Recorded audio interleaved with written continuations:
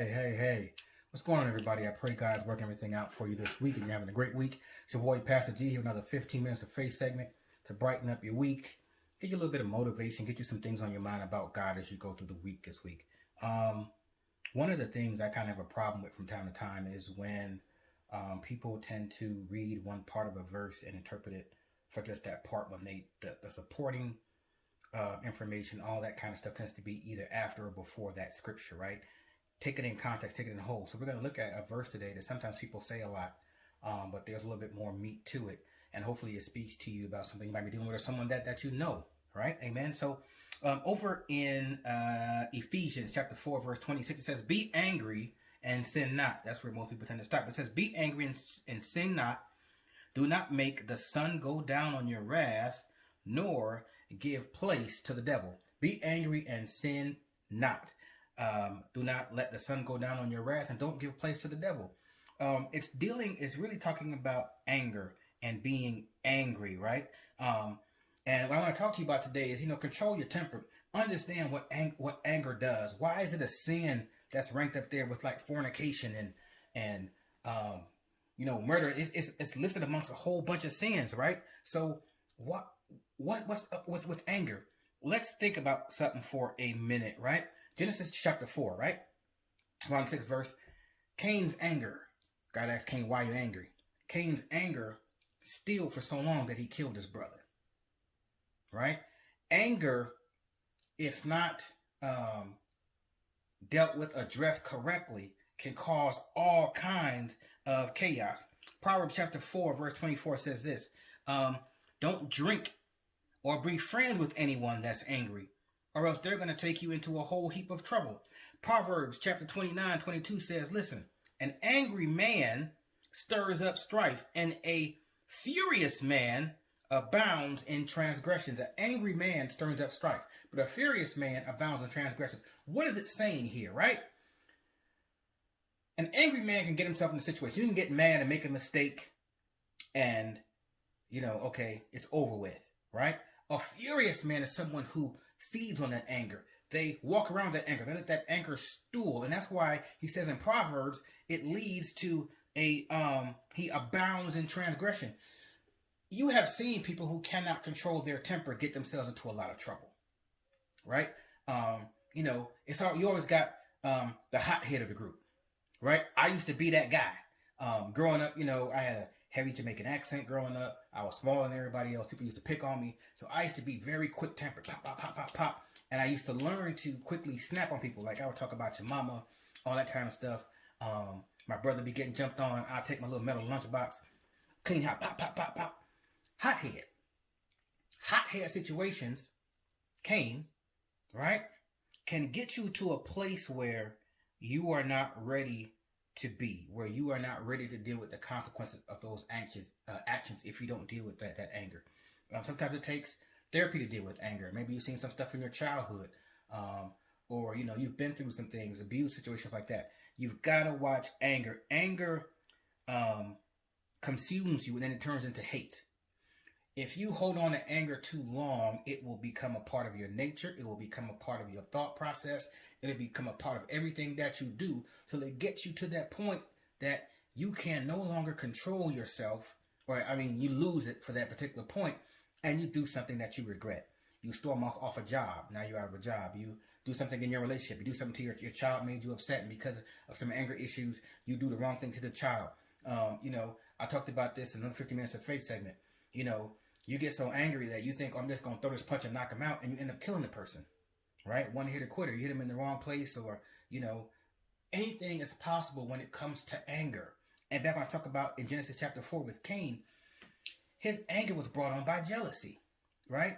God loved someone who gave him his best, and you are mad at God because you gave him what you had left over, to where you don't get the person who rejected you. You go and kill somebody else. Abel did nothing to Cain. God rejected Cain's offering, but he took it out on someone who did the right thing. Anger can lead you to be misdirected, misguided, misfocused, and take it to a place that you never ever want to be in, right? And that's something that we have to address and understand in our lives We have to be angry and sin not. But people say that quick, oh, be angry and sin not, be angry and sin not. But there's more to that verse. It says, be angry and sin not. And it also says, don't let the sun go down. That means like, don't let that thing boil and still. Don't let it steep, right? It's like cooking gumbo. You got to put that thing on a pot, let it cook, let everything.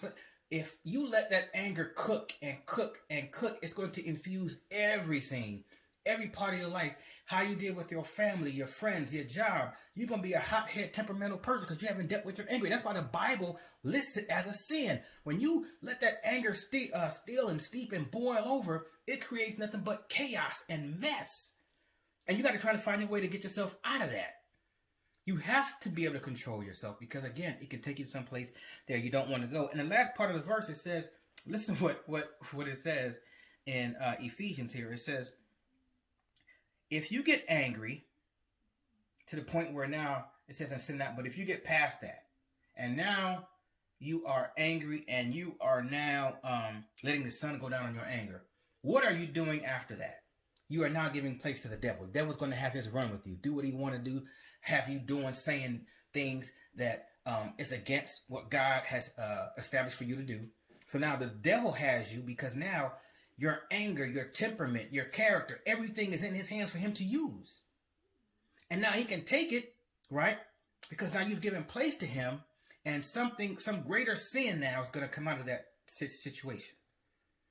Anger causes nothing but chaos and hurt and pain to everybody involved when it's unleashed or released with no control. People are going to say, I've seen, people are going to look at Christ. He got angry one time. Yes, he surely did. He was passing by the temple and he looks and he sees them out there selling doves and selling this and selling that. And he goes and he turns over the table and says, you have turned my father's house into a den of thieves. He didn't commit a sin. He threw out the money exchanges from the temple. That's not where they were supposed to be. The temple was supposed to be someplace holy. What was the sin in removing? Did he assault anybody? Did he punch anybody? Did he curse anybody? No. He went and started throwing the tables out. He was cleaning house. He was angry and sin not. He's the perfect example of be angry and sin not. And he had a right to be angry because the place of worship and sacrifice and that entryway to the holy, that leads you up from room to room to the Holy of Holies is tainted because outside everybody's hustling. So when we talk about things that are angry or people that had done things out of anger in the Bible, we have to be cognizant of the outcome, right? Nothing good's going to come from being angry. Nothing is going to,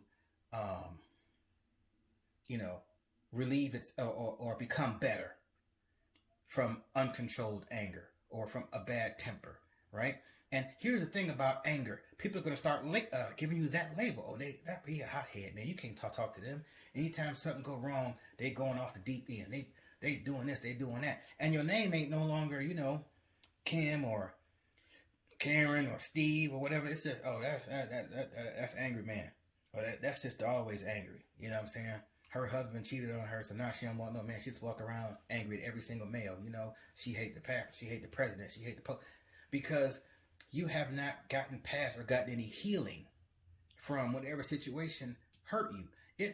Being delivered from hurt is one thing, but when you get angry and internalize that anger and never deal with that anger, it can get you to the point where, like a Cain, you commit murder.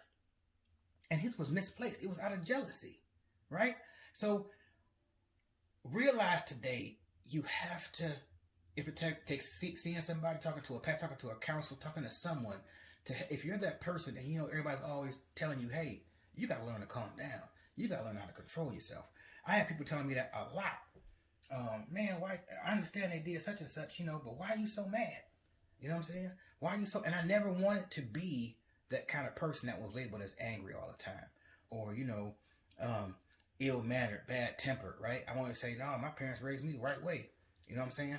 So when we look at it as in its entirety, right? The anger, what it says, you can go from being angry to being a person who is has that character, so now you've opened the door to the devil to where he can use you. Because if you are always infused with that emotion of anger, there's no room for love. Christ is love. So if you are always angry, you don't have no room for love. You are an open vessel for the devil to use at his will.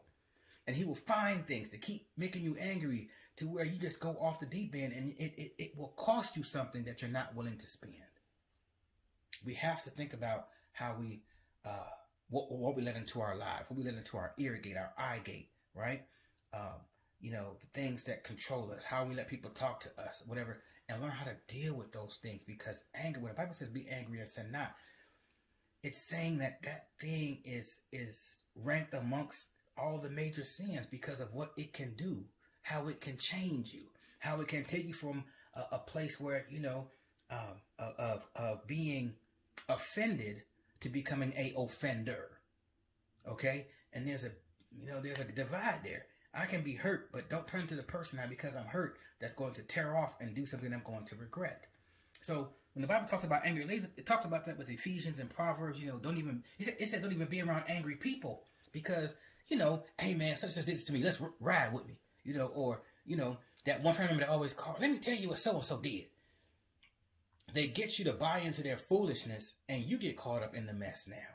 Right? It's kind of like being an associate to a crime. You go participate in something because somebody else done got mad for no reason. And now you're caught up in a situation that you had no business getting caught up in because you're hanging around somebody that has a bad temperament. So my 50 minutes of faith to you today is when you're talking to the Lord, or, you get the feedback from some of your friends, or, you always find yourself quick with the mouth and, angry and defensive and things like that. Have you dealt with anger? Is it something internal? Is it something that happened to you that you haven't quite dealt with? Is something, some internal abuses or some things that you have gone through and you need some help to get past those things so you don't lay way to the devil being able to use you as a vessel?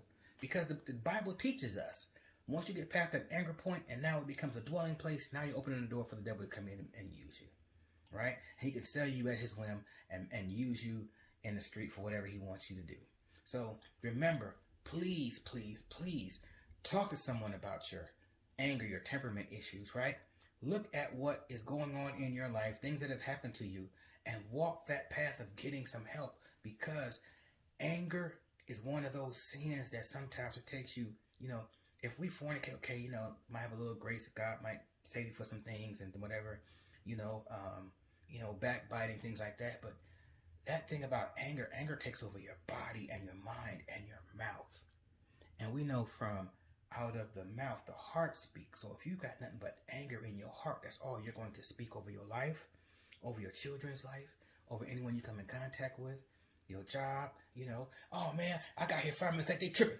I mean, everything you say now, then you turn to this negative Nancy, right? And you just boil over in negativity. It's in your character. It's in your person. So 15 minutes of faith today. The word teaches us, read the whole word for context. It tells you, it's be angry and sin not, but also don't carry that anger, right? Let the sun go down on that anger. And if that happens, you're going to give place to the devil, right? Don't be around people who are angry and bad temperament, right? Understand what anger is, right? It says don't even drink or be friends with anybody that's angry. And it even says an angry man, he might make a transgression, which is forgivable. But a furious man, he abounds in transgressions, right? An angry man stirs up strife, but a furious man abounds in transgressions. That means that their character, they're always going to be getting in something that's going to cause problems, cause trouble, and go into a situation that you don't want to be. So God bless you today. I pray the Lord keeps you. I pray the Lord works on your temperament. God delivered me from my anger, my temper. My LB can attest to that. I used to be a hothead with a lot of things. But I'm glad God got me out of that and taught me how to love and respond in love and to walk in love and talk in love. So when people even offended me, okay, you know what I'm saying? I had to realize if they offended the man of God, God's going to deal with them. I don't have to worry about it. It's on them, right? You hurt me, you do me dirty, God bless you, right? And it's not saying you're being walked over or anything, but you let God deal with that thing. you don't let it steep in your heart. All right? God bless you. Your boy, Pastor G, www.GaryMorris.org, or hit me up at www.BereanChristianFellowship.org. God bless you. Take care.